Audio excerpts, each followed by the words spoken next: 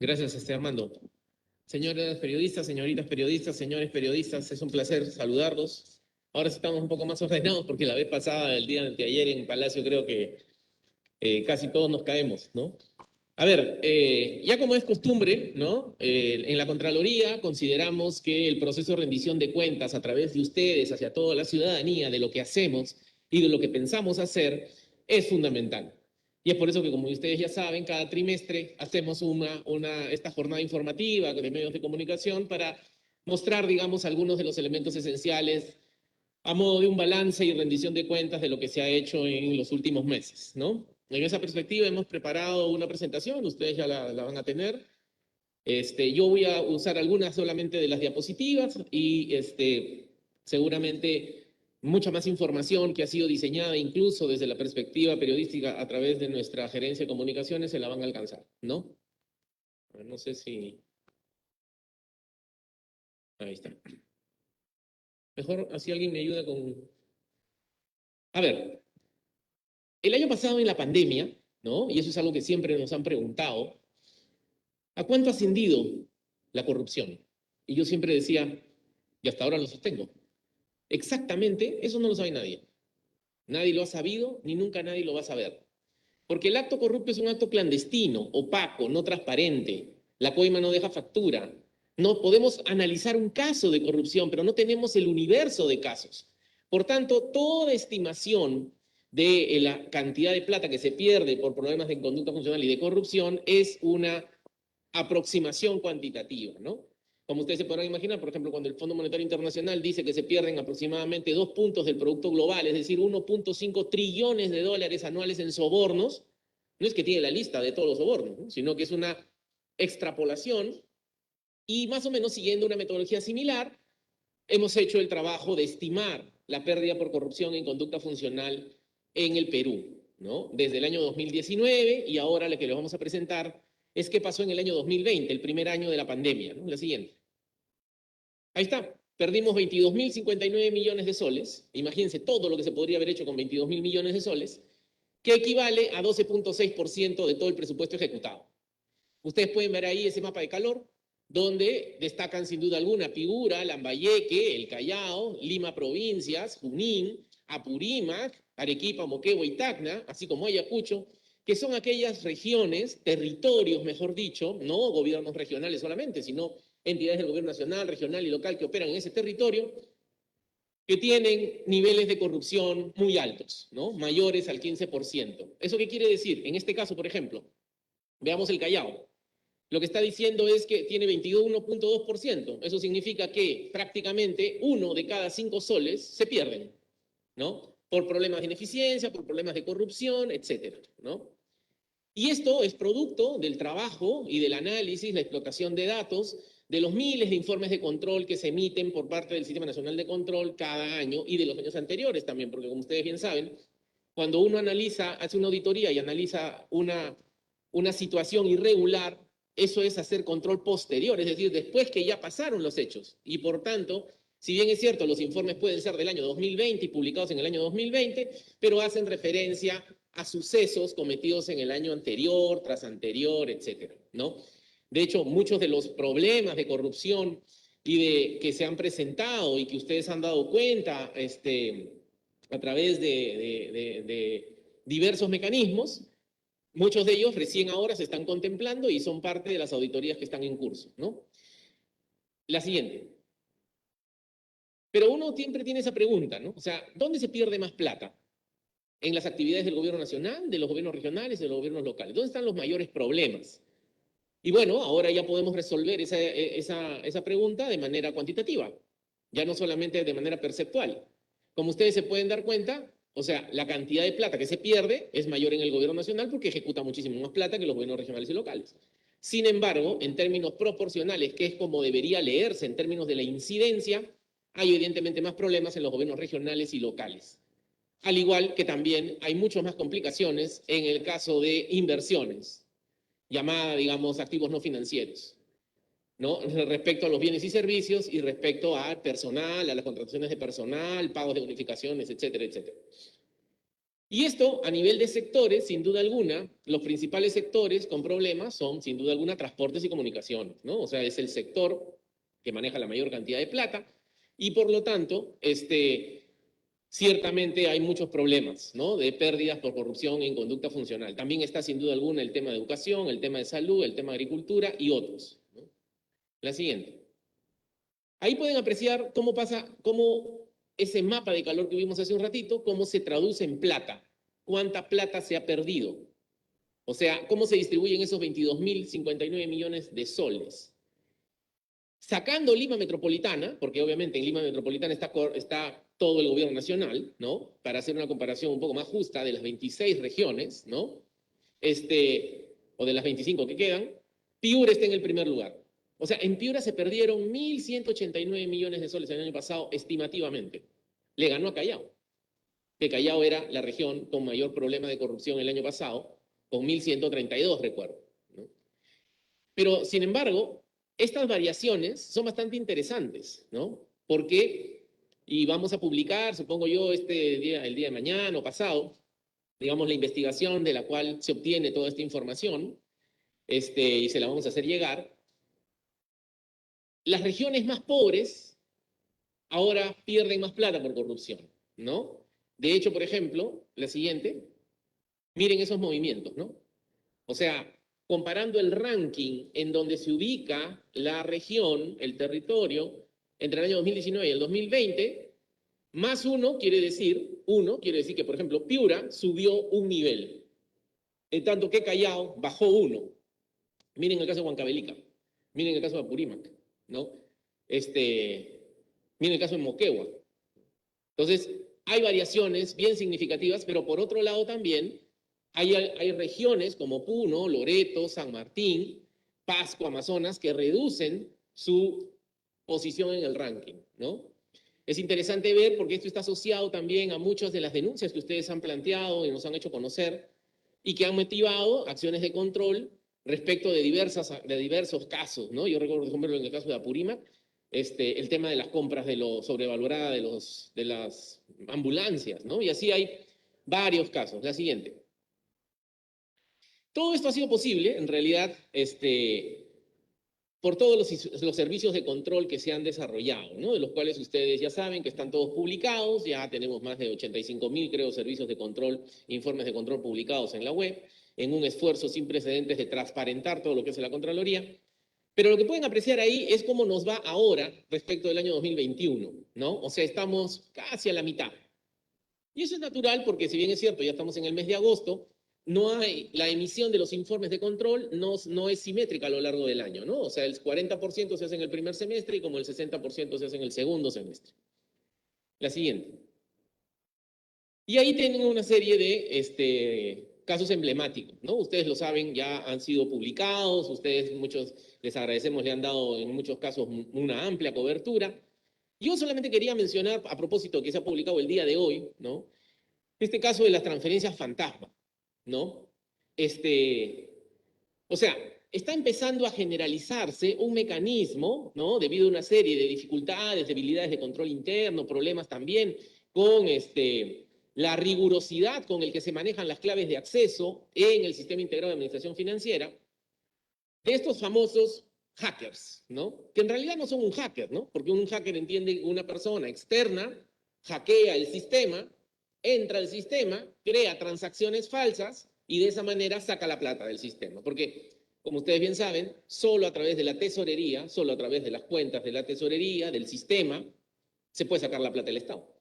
Entonces, lo que hacen estos mecanismos es que crean una serie de transacciones falsas y de esa manera, digamos, le pagan a una empresa que nunca existió, que nunca tenía contrato, pero en el sistema aparece la transacción. Y ahí ya han habido pérdidas involucradas en casi 23 millones de soles, casos como en la Municipalidad Distrital de Ventanilla, que se acaba de publicar, o como la de Padre Abate en Ucayali, o como en Tumbes, o como en Ucayali, también en Manantay, y bueno, y en la Municipalidad de Villa María del Triunfo, ¿no? Que como les decía, se acaba de publicar ahora. Se está haciendo un trabajo similar, creo que por casi 600.000 soles, seguramente de pérdida, en la municipalidad de San Borja. Es decir, lo que estamos notando es que este modus operandi se empieza a replicar, ¿no? Y es por eso que hemos advertido formalmente al Ministerio de Economía y Finanzas para que tome cartas en el asunto, de tal manera de impedir que esto pase.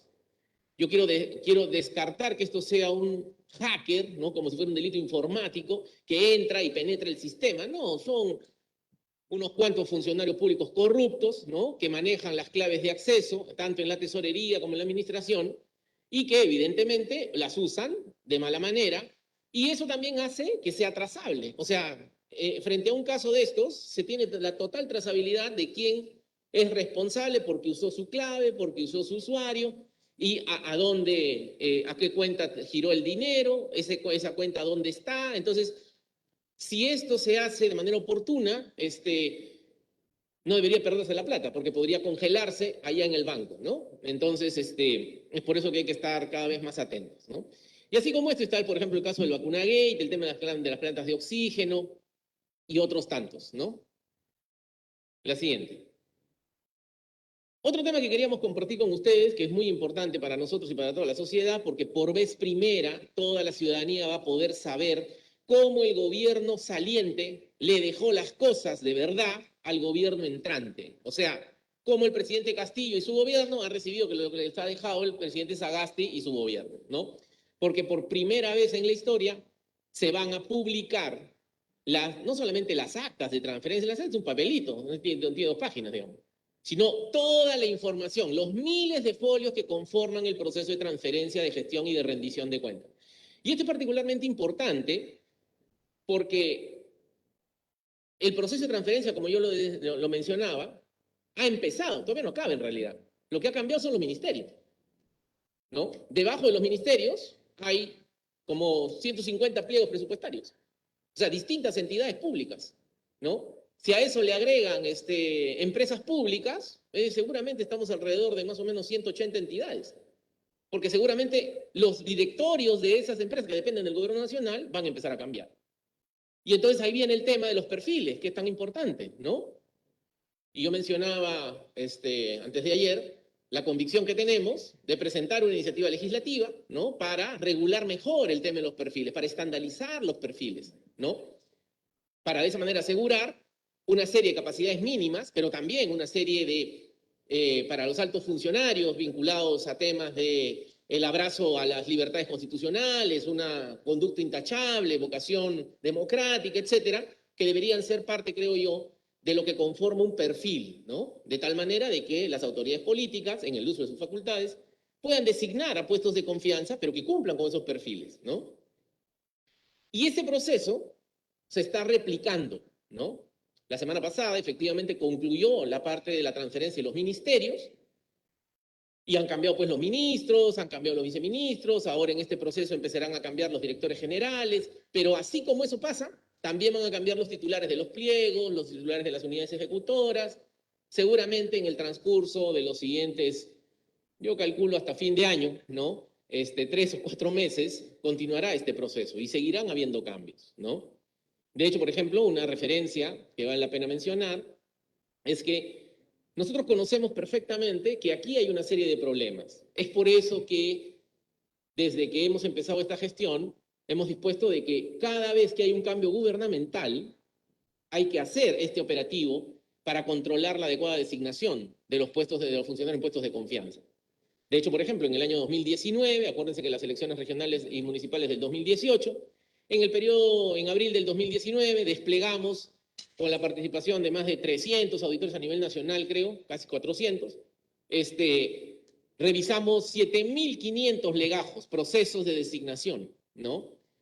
En 323 entidades públicas, gobiernos regionales, municipales y provinciales, algunas distritales más importantes. Y encontramos que más de la tercera parte de todas las designaciones estaban mal hechas, porque no cumplían con el perfil, ¿no? Entonces, es un trabajo importante, esperamos que ahora, con todo lo que se está haciendo, y gracias también a ustedes por todas las denuncias que nos hacen llegar, que nos permiten actuar de manera focal, todo el Sistema Nacional de Control, todas las oficinas de control institucional en estas entidades, no solamente en los ministerios, sino en todas las entidades del Poder Ejecutivo, que son más o menos como 350 entidades, todos los auditores están alertas, viendo el proceso de designación, a ver si cumple o no cumple con los perfiles, ¿no? Evidentemente, hay que recordar de que ya está vigente, después de casi 2 años de un arduo trabajo y una coordinación estrecha entre el Parlamento y la Contraloría, ya se le devolvió a la Contraloría la capacidad sancionadora, ¿no? Y por lo tanto, ¿no?, estos procesos de mala designación van a tener responsabilidades administrativas, ¿no? Acuérdense que las capacidades sancionadoras están relacionadas a los temas de suspensión o inhabilitación de la función pública hasta por 5 años, ¿no? Y como yo decía, la primera responsabilidad está en el que nombra, ¿no? Que tiene que ver que efectivamente cumplan los perfiles. No necesariamente la autoridad, sino toda la cadena de funcionarios que son los que hacen los informes técnicos, los que visan las resoluciones, que son en realidad los responsables técnicos de que se cumplan con la norma de los perfiles, ¿no? Entonces, quisiéramos mostrarle, y para eso hemos preparado una breve presentación, cómo ustedes, señores periodistas, ¿no?, o los ciudadanos, pueden entrar al portal de la Contraloría. Hemos creado un aplicativo, ¿no?, amigable, que está en una primera etapa de desarrollo, donde pueden encontrar toda la información del sector. O sea, en transportes, quiero saber cuáles son las obras que están en ejecución, cuántos kilómetros de carretera se han hecho, cuánta plata manejan, cuánto gana la gente que trabaja ahí, quién trabaja en transportes. O sea, toda la información vinculada al proceso de transferencia de gestión, miles de folios que han sido organizados y que yo estimo que en un par de meses vamos a tener una segunda versión de este aplicativo ya en datos abiertos para que toda la ciudadanía y los periodismo, hagan periodismo de investigación puedan empezar a analizar en detalle y así nos ayuden también a controlar, ¿no? De tal manera de que se van a enterar de cosas que podrían ser presuntamente irregulares de repente, y entonces eso va a generar una denuncia y de esa manera todos podemos colaborar con el control, ¿no? Iban a hacer una presentación, entiendo, ¿no? Bueno, como ha anunciado el Contralor, aquí damos el paso al señor gerente de Prevención y Detección de la Contraloría, el señor Felipe Chacón. Ahí está Felipe. Muchas gracias, buenos días. Efectivamente, como bien indica el señor Contralor, este es un esfuerzo que este año es el inicio del registro en un sistema que va a estar disponible al público, la información de toda la gestión pública vinculada con cada uno de los ministerios, en este caso, y el Congreso, ¿no? Vamos a poder ver cómo ingresando al portal de la Contraloría General de la República, ustedes van a encontrar la relación de todos los ministerios, ¿no?, con la información vinculada con 2 procesos fundamentales. El primero, que es el de rendición de cuenta de los titulares, quiere decir de los ministros que han cesado en esta función, ¿no? Para esto entran ustedes a la consulta, ¿no?, ciudadana, y ahí encuentran 4 campos fundamentales, ¿no? Presionando ese botón en la sección ingresa aquí, conoce los informes de transferencia de gestión y rendición de cuentas. Tiene 4 secciones. La primera indica el proceso de transferencia de gestión y rendición de cuentas. El segundo, donde figuran todos los sectores, ¿no? Usted presiona ese botón, el primero, y le salen todos los ministerios y usted escoge el que necesita ver. Luego, una vez de que ha escogido alguno de ellos, puede presionar también uno de los pliegos y le sale todos los pliegos que están vinculados con ese sector. Y una vez que usted ha escogido un pliego, le sale todas las unidades ejecutoras a las que ha ingresado. Entonces, aquí es interesante conocer que estamos hablando en el Poder Ejecutivo de 20 ministerios, incluyendo la Presidencia y Consejo de Ministros. Estamos hablando dentro de ellos de 143 pliegos presupuestales y 322 unidades ejecutoras presupuestales. Entonces, presionando el primer botón, usted puede conseguir los 20 ministerios, incluyendo la Presidencia y Consejo de Ministros, y encuentra 3 tipos de información. La primera son las actas, y en las actas tenemos las actas de instalación, ¿no?, del equipo que sale, de la comisión que está constituida por los equipos que salen y que entran, y finalmente el acta de transferencia que está firmando entre los dos equipos y los 2 ministros, el ministro que sale y el ministro que entra. A continuación encuentra el informe de transferencia de gestión del sector, que incluye todos estos pliegos y unidades ejecutoras, Y después encuentra también el detalle, ¿no?, de qué entidades están tras ellos. Vamos a hacer un ejemplo con el número 15, por ejemplo, el Ministerio de Transportes y Comunicaciones, ¿no? Uno entra allí y encuentra en el detalle que tiene 7 pliegos presupuestales. ¿Cuáles son? El Ministerio de Transportes, la Autoridad de Transporte Urbano, la Autoridad Portuaria APN, Corpac, ENAPO, Serpost y Sutran. En cada uno de ellos puede encontrar a su vez información relacionada con el informe de rendición de cuentas y transferencia de gestión, pero con corte al 30 de junio. Recordemos que este es un proceso largo y lo hemos hecho en 2 tramos, ¿no? Al 30 de junio se hizo un corte y se levantó toda la información de cada uno de estos sectores y después se presentó un informe complementario donde el ministro saliente informaba sobre todas las actividades que había realizado desde el 1 de julio hasta el 28 de julio, el último día que fue ministro. Y finalmente, en la última columna pueden ver el detalle de las unidades ejecutoras. Vamos a ver para el primer caso, ¿no? ¿Qué tenemos? Presiona usted el último botón y le sale todas las unidades ejecutoras, estas 5 unidades ejecutoras con las que está relacionado el pliego 1, ¿no? Entonces, pero subamos al principio para ver el informe del pliego, ¿no?, del Ministerio de Transportes y Comunicaciones.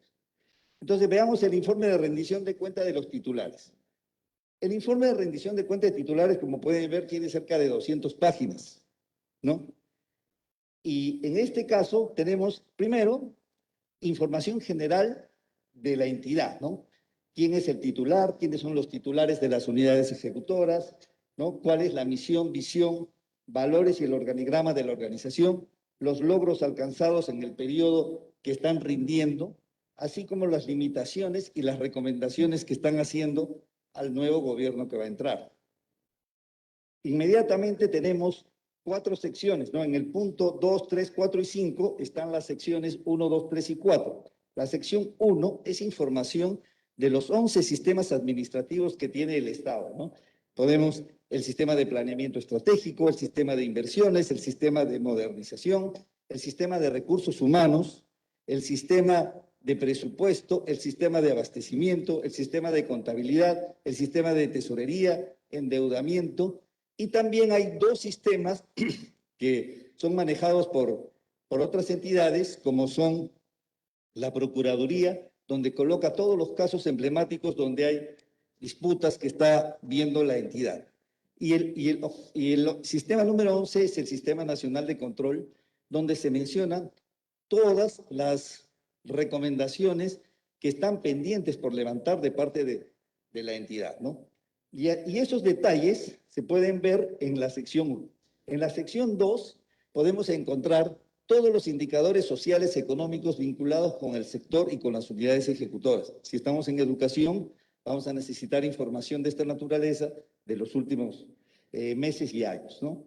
En la sección 3 hay un listado de bienes y servicios y en la sección 4 está la autoevaluación que nos muestra cómo cada uno de los ministros ha venido trabajando. Esta información está detallada en las 177 páginas vinculadas con el informe de rendición de cuentas.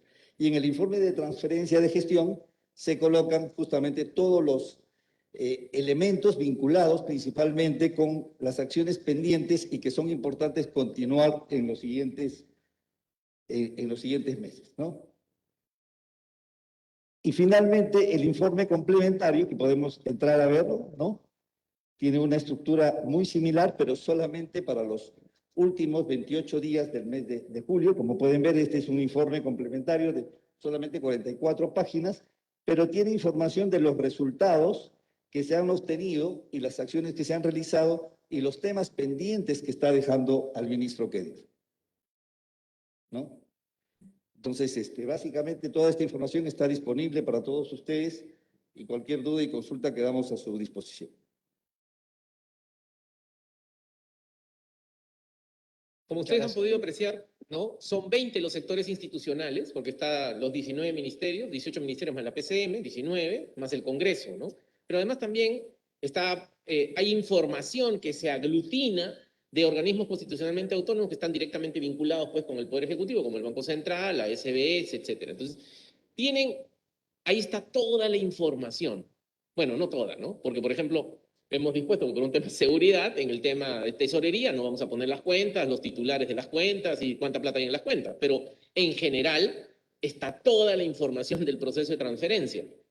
Entonces, por vez primera, empezando a analizar sector por sector, pliego por pliego, unidad ejecutora por unidad ejecutora, pueden contestar prácticamente cualquier pregunta de qué han hecho, cómo lo han hecho, quiénes trabajan, cuánto ganan, cuánto gastan, qué han logrado, cómo lo recibieron y cómo ahora lo están entregando. Es decir, hay una información muy rica que tiene que ser analizada. De hecho, por ejemplo, nuestras oficinas de control ahora también, como parte de su trabajo para hacer los planeamientos de cuáles son los servicios de control que vamos a desarrollar, también van a hacer uso de toda esta información. Pero queremos ponerla por primera vez a disposición de toda la ciudadanía para que todos se involucren en este proceso de control, ¿no?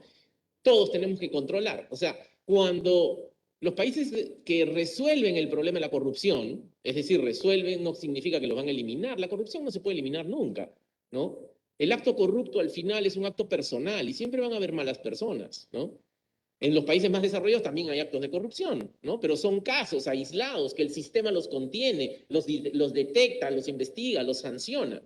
El problema en nuestro país es que la corrupción se ha vuelto el principal problema público fundamental que impide nuestro proceso de desarrollo, ¿no? Es una corrupción más de naturaleza sistémica. Entonces, la única forma de arreglar eso es que el ecosistema de control funcione, donde están las distintas entidades públicas, entre ellas la Contraloría, pero también la sociedad civil, los medios de comunicación. Solo si todos nos autocontrolamos y controlamos el sistema, podemos tener efectos, digamos, a corto y mediano plazo tangibles en materia de lucha contra la corrupción y la inconducta funcional, ¿no? Ahora, ¿qué cosa es lo que vamos a hacer de aquí en adelante? ¿No? ¿Qué es lo que viene en los próximos meses, ¿no? En las próximas semanas y meses, ¿no? Está todo el tema del trabajo de la supervisión y el cumplimiento de los perfiles en los puestos de confianza, ¿no? Como les decía, hay 20 sectores que están bajo análisis, pero esto va a terminar, digamos, ustedes han visto que los informes ya han empezado a salir, pero seguramente van a continuar, ¿no? O sea, estimamos que este operativo de cumplimiento de los perfiles demorará alrededor de unos 3 meses a contar de ahora, ¿no? Está también la auditoría por 252 millones de dólares al contrato de concesión de la autopista Sol. Está el tema del contrato de concesión de la carretera longitudinal de la Sierra Tramo 2, ¿no? De Cajamarca a Trujillo, por 270 millones de dólares. Esas son auditorías que ya están en proceso, tienen niveles de avance de 60, 70%, y en el transcurso de los próximos meses van a dar la luz, ¿no? Van a ver la luz. Un elemento muy importante va a ser la supervisión al proceso de contratación de las unidades auxiliares y trabajos complementarios de la refinería de Talara, ¿no? En el caso de la refinería de Talara, hemos diseñado un mecanismo en el cual van a haber varias auditorías de cada uno de los procesos, ¿no? Ahorita hemos empezado con el primero, que es qué es lo que ha pasado con el proceso de contratación. Ustedes saben que la refinería de Talara, que está costando más de 5.700 millones de dólares, ¿no? Yo recuerdo que en el gobierno del expresidente Humala, cuando se tomó la decisión de hacer esta refinería, se dijo que iba a costar 1.350 millones de dólares, ¿no? Entonces está costando bastante más. Y eso significa porque hay una serie de adendas, una serie de cosas que se tienen que investigar y analizar. La refinería de Talara tiene dos grandes contratos. Un contrato para la unidad central de procesamiento, ¿no? Con técnicas reunidas, y para todas las unidades auxiliares con cobra y trabajos complementarios. Entonces, se está analizando ahora qué es lo que ha pasado con este proceso de contratación, ¿no? Luego, el próximo año, cuando la refinería termine, entre en operación, haremos ya una auditoría de la fase de la ejecución contractual, o sea, cómo está el proceso de auditoría, con lo cual, de la refinería, con lo cual vamos a tener varios informes de control. Incluso estamos pensando hacer el próximo año una auditoría de desempeño para ver si realmente era necesario hacer la refinería de Talara, ¿no? Y evidentemente también está el tema de un hospital emblemático como el Hospital Regional Manuel Núñez Dutrón, de casi 400 millones de soles, cuya auditoría está a punto de salir, ¿no? Pero también hay otras varias iniciativas, y quizá la que quería yo mencionar, además de los temas vinculados a proinversión, a los temas de COVID, a los temas de la reconstrucción con cambios, es precisamente el proceso de reconstrucción de la región de Piura por el impacto de daños ante la ocurrencia del sismo, ¿no? Se han declarado en emergencia 38 distritos de los 65, 7 provincias de las 8 que tiene Piura, están empezando a girarse los fondos. Ustedes vieron ayer que el señor presidente de la República anunciaba, digamos, ilustrativamente, ¿no? Con un cheque, ¿no? De más de 19 millones de soles, pero seguramente estos fondos son los iniciales, ¿no? Entonces, de hecho, yo voy a ir a Sullana la próxima semana, justamente para poder empezar a desplegar un modelo de control concurrente, ¿no? Un modelo de control simultáneo y de control posterior para acompañar el proceso de reconstrucción. Yo creo que es la gran oportunidad que tenemos todos para que este proceso, aprendiendo de la experiencia, no se haga pues como la reconstrucción con cambios, ¿no? Que han pasado más de 4 años y todavía no termina, ¿no? Y se han ejecutado ni siquiera la mitad de los recursos. Entonces, la idea es que si todos trabajamos en conjunto y desplegamos el control concurrente desde el principio en este proceso, las cosas deberían ir mejor, ¿no? Y finalmente, otro elemento importante es el tema de los megaoperativos. Vamos a continuar con este modelo de control territorial. Ya lo hemos hecho en Ica, en Piura, en Loreto, en Huánuco, y ahora en este mes de septiembre y octubre vamos a desplegar los megaoperativos en La Libertad, Puno, Ayacucho y Amazonas. Como ustedes recordarán, esto implica la movilización de decenas, o sea, centenas a veces de auditores de todo el país que se concentran en una región y despliegan todos los servicios de manera simultánea, ¿no? ¿Y eso es por qué? Porque, por ejemplo, ¿no? En Ica trabajan 40 personas. Hay 40 auditores de la Contraloría entre las entidades del gobierno regional, las 5 provincias que hay en Ica, ¿no? Que está Pisco, Nazca, Palpa, Chincha, e Ica, y está nuestra gerencia de control. Entre todos, hay como 45 auditores. Pero es imposible que esos 45 auditores puedan dar cobertura a todo lo que pasa en Ica. Ica mueve más de 3.500 millones de soles al año, ¿no? Entonces, ¿cómo podemos hacer eso? Nos imaginamos que Ica es el Perú. Porque así como Ica, esta brecha de capacidad también se presenta en todas las regiones.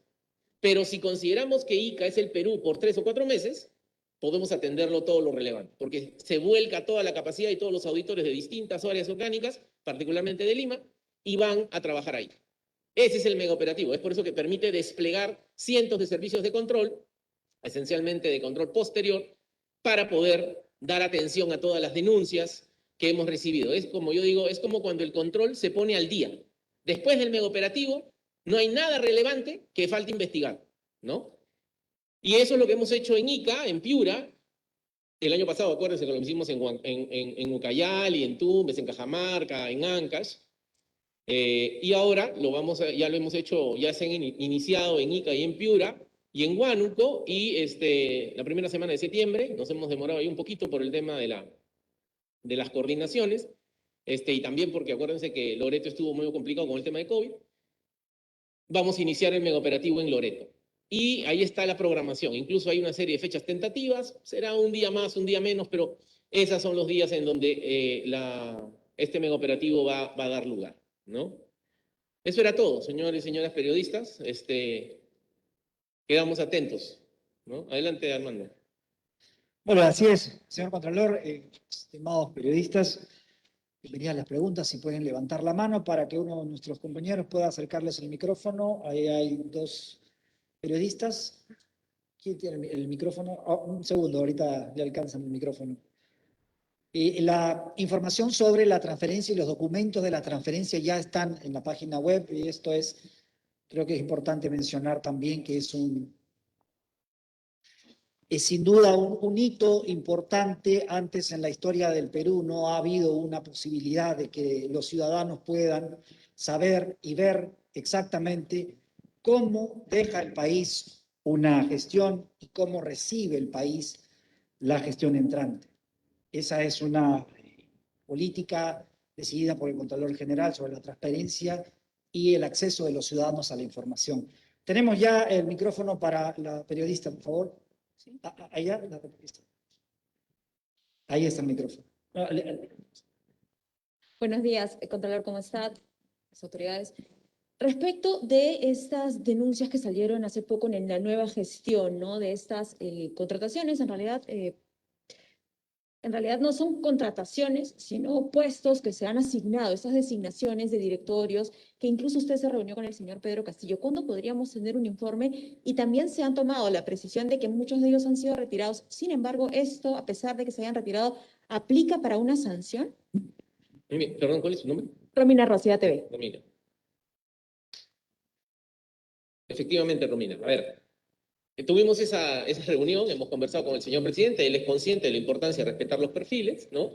¿Por qué? Porque tal como lo habíamos mencionado, de eso depende que la cadena de producción de los bienes y servicios públicos se haga razonablemente bien. Porque como suelo decir, ¿no? O sea, nadie se quisiera subir a un avión, ¿no?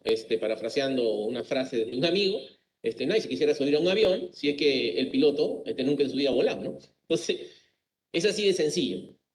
El trabajo en la administración pública es un trabajo especializado, ¿no? ¿Qué es lo que estamos haciendo? El informe consolidado, eso va a demorar por lo menos unos 3 meses, ¿no? Porque estamos interactuando, viendo a quién nombran, a quién designan y analizando la pertinencia de esa designación desde la perspectiva de la legalidad. Y por lo tanto, cada semana empiezan a salir los informes, ¿no? Ahorita estamos en un proceso de dar a conocer en realidad, o sea, dar la alerta. ¿Para qué? Para que efectivamente, a través de un control simultáneo, avisarle, oiga, lo ha designado mal. Entonces con eso le quitan la designación y deja de ocasionar más daño. Porque imagínense qué pasa si no haríamos eso. Para hacer un informe de control posterior estaríamos esperando un par de meses para decir, oye, hay que sancionar. Ya pues, pero ¿y todo el daño que está ocasionando esa persona que no sabe lo que hace? Sin embargo, eso no significa que con la designación, o sea, desdesignarlo, digamos, desnombrarlo, ya todo queda bien, ¿no? Hay una responsabilidad. Alguien ha hecho mal su trabajo y por tanto tiene que ser responsable de eso.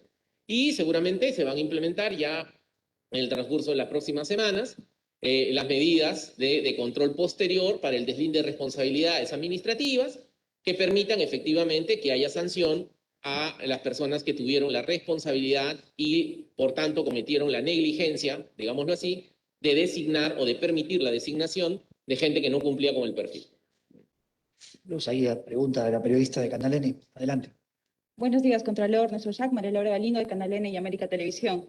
Usted anunció que iba a hacer pues un informe o iba a anunciar si es que hubo o no irregularidades en las designaciones en el Ministerio del Interior, como por ejemplo la del señor Grover Mamani, nombrado director general del Gobierno Interior, que provocó la renuncia de 2 viceministros. Queremos saber si ya hay hallazgos al respecto. Y también sobre, bueno, se ha mencionado que una de las carteras en donde se maneja más dinero y donde también hay muchos casos de corrupción es el Ministerio de Transportes y Comunicaciones. Justamente en esta cartera hemos visto designaciones pues, de personas que no son idóneas. Y el portal Ojo Público también ayer ha evidenciado que la señora Luz Apolinario Yanco ha sido nombrada directora de la gestión de Oficina de Diálogo y Gestión Social. De acuerdo a su hoja de vida, ella pues no tendría un perfil para ocupar este cargo. Ustedes han dicho que ya pueden tener capacidad de sanción. ¿Cuáles van a ser? ¿Cuáles van a ser los plazos? Y si nos puede decir también su pensamiento acerca de esta reciente designación.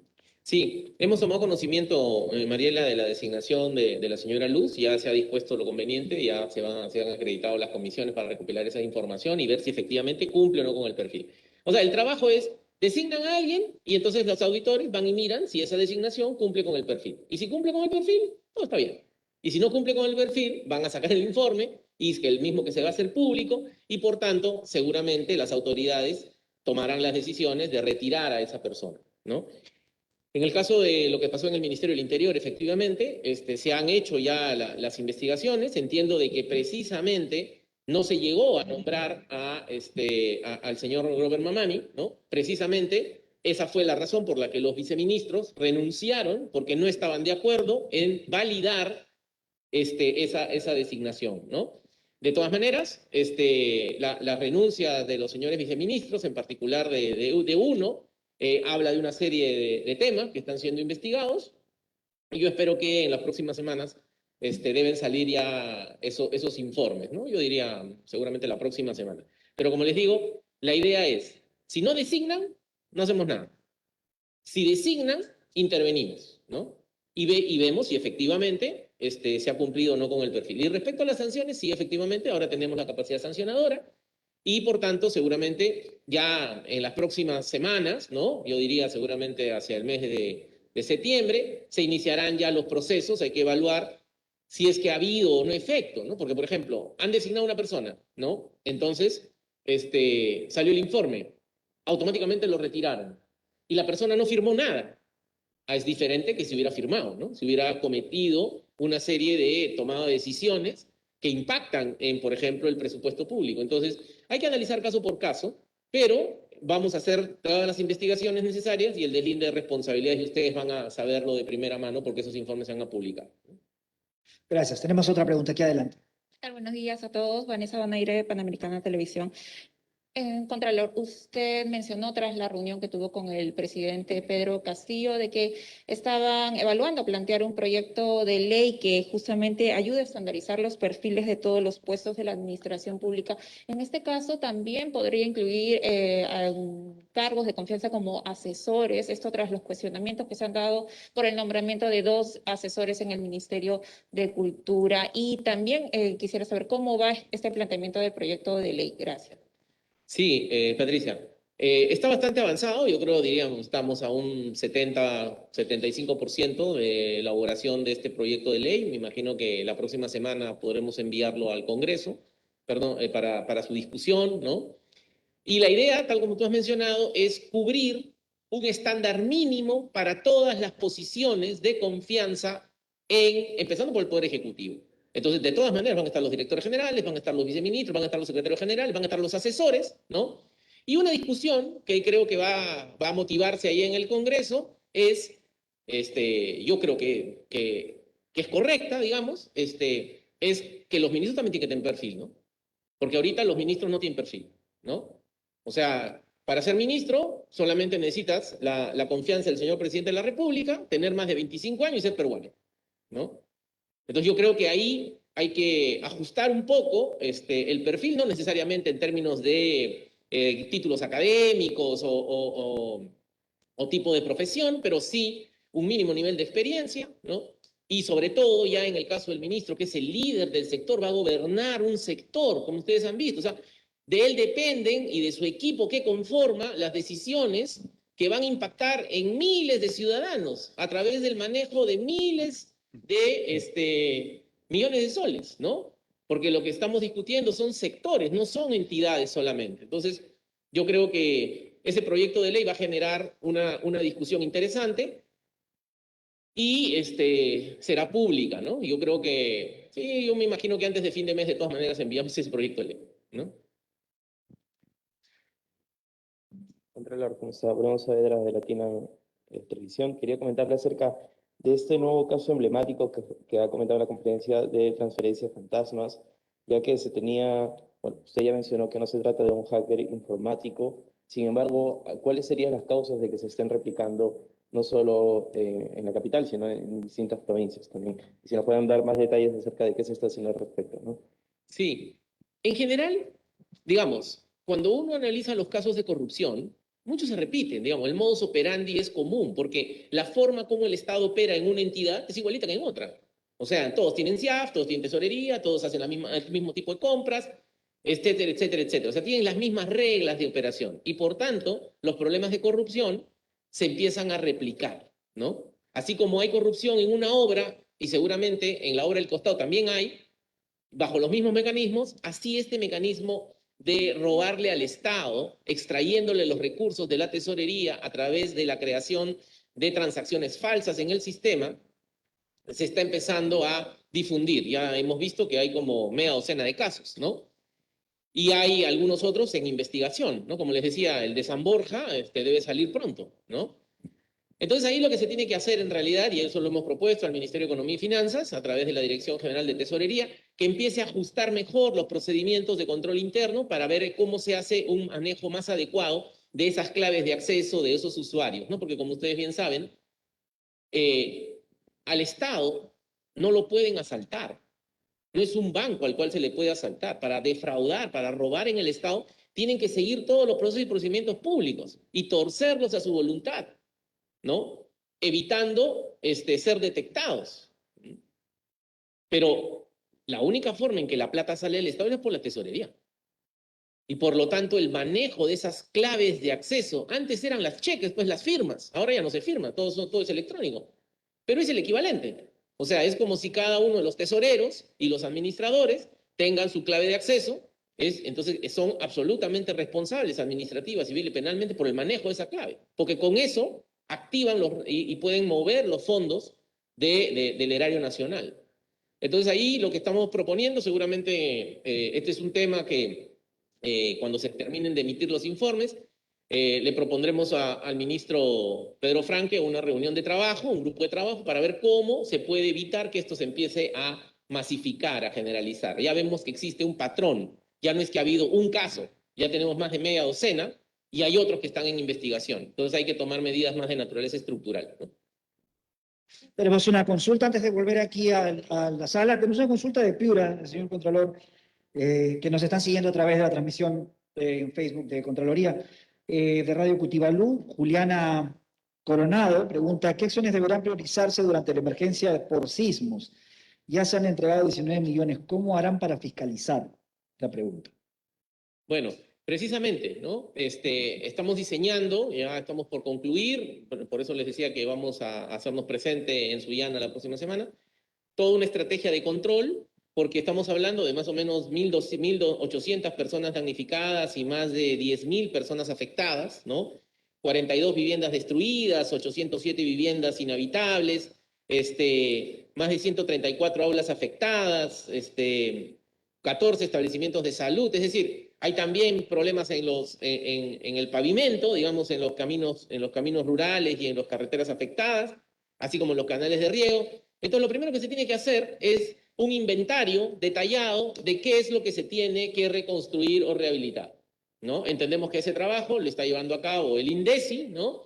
Y hemos iniciado una serie de coordinaciones y con eso vamos a ver efectivamente cómo desplegamos el control concurrente y a qué y cómo, ¿no? Se están ya empezando a organizar una serie de equipos de trabajo, ¿no? Decenas de auditores en la Gerencia Regional de Control de Piura para poder desplegar este sistema, ¿no? De control, de tal manera de que los procesos de contratación directa que se van a hacer en el marco de la emergencia, acuérdense que ya salió un decreto del Supremo que declara en emergencia y por tanto liberaliza todas las contrataciones durante 60 días, entonces 60 días que ya empezaron a correr, entonces la idea es que a partir de la próxima semana ya empiecen a desplegarse todos los servicios de control, ¿no?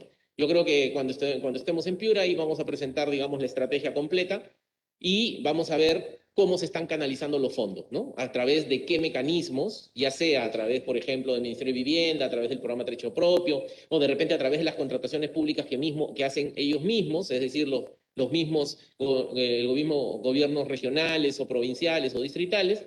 Y entonces, de esa manera, la idea, Juliana, es que la Contraloría esté presente y vamos a recurrir sin duda alguna al control social, ¿no? Porque es la única manera de poder mirar tantas intervenciones pequeñitas que se van a hacer, ¿no? Y entonces por eso vamos a desplegar y fortalecer el programa de monitores ciudadanos de control en Piura, de tal manera de que podamos contar con el apoyo de la propia ciudadanía para que nos ayude a controlar mejor. Muy bien, volvemos aquí, tenemos otra pregunta. Adelante, por favor. Gracias. Quisiera consultar acerca de estos medios operativos que se están planteando para diferentes regiones. En el mapa que nos ha mostrado no hemos visto la región de Junín, sin embargo hay una investigación de los dinámicos del centro que ya está salpicando al gobierno. Queríamos saber si es que ustedes van a cambiar los criterios para de repente también hacer investigaciones dentro de de esta región de Junín. Y también consultarles si es que, está visitando nuestro país el expresidente de Bolivia, Evo Morales, y ya ha hecho una visita anterior también, si se van a investigar los gastos protocolares que se están dando en este contexto. Sí, con relación al tema de Junín, efectivamente, eso está programado. Esta es una programación que se ha hecho y que estamos tratando de respetarla. El hecho de que se haga el megaoperativo no significa que no hayan despliegues de servicios de control específicos sobre diversos aspectos, ¿no? Por ejemplo, no es que no vamos a controlar lo que ha pasado en Junín hasta entrado el primer trimestre del próximo año, porque en esta programación Junín estaba en el segundo semestre de este año. Todo esto que estamos viendo era el primer semestre de este año. Pero claro, con el tema de la segunda ola, entonces tuvimos que retrotraer todo y postergarlo, ¿no? Sin embargo, estamos encima de Junín, ¿no? Hay una serie de informes que cuyas investigaciones se están haciendo, algunos de ellos vinculados efectivamente a todos los temas de los dinámicos del centro, y eso va a salir sin necesidad de que haya operativo, ¿no? O sea, no es que solamente intervenimos cuando hay operativo. El operativo es una intervención conjunta, simultánea, masiva, pero atendemos las distintas denuncias en la medida de nuestras posibilidades en cada una de las regiones, ¿no? Y con relación al tema de estas atenciones, estas facilidades y atenciones protocolares que también a mí me han llamado la atención, ya se han dispuesto las acciones, ¿no? Ya se han acreditado las comisiones para la recopilación de información, pero ahí esencialmente nosotros entendemos de que quien ha pedido esto es la Cancillería y la policía, de acuerdo a la ley y a su reglamento, tiene la responsabilidad de brindar protección a las personalidades nacionales e internacionales. ¿Quién define quién es una personalidad o no? Esa es una tarea de Relaciones Exteriores y yo estoy seguro que en el transcurso de los próximos días el Ministerio de Relaciones Exteriores saldrá a dar las explicaciones del caso con relación al expresidente Evo Morales, ¿no? Nosotros, por nuestra parte, estamos haciendo ya las investigaciones y me imagino que en algunos días más podremos tener algún informe sobre el particular. Muchas gracias. Otra consulta, adelante, por favor. Muy buen día con todos. Soy Genaro de TV Perú.